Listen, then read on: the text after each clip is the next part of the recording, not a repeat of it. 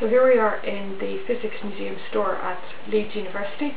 You can see the collection behind me, and one of the most interesting objects from the collection, I think, is this object here, which is a Siemens Brother condenser. Now, a condenser is what we would refer to nowadays as a capacitor.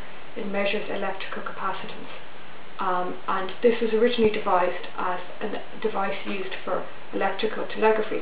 But this device here, which as you can see was made by Siemens Brothers in London, an English company, was in fact used in the very early history of wireless.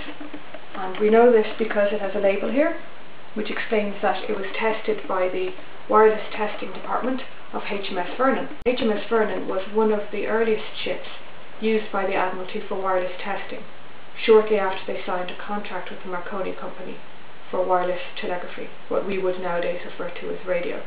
It was a form of point-to-point communication, and we can see here through this device that it very clearly inherited both technology, systems, engineering and traditions from electrical telegraphy.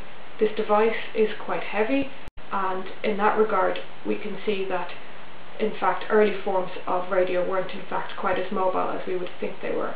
The sort of more interesting endpoint is how it ended up in the physics department here in Leeds. That we don't have a definitive answer for. I would imagine it was sold off to the physics department after the end of the First World War, when all branches of the British military were selling off a lot of their surplus equipment. But it's definitely something we don't have a conclusive answer to. And I think the idea of the transition of knowledge from physics departments through to telegraphy, then to wireless telegraphy, and then back into the physics departments is a very interesting story indeed.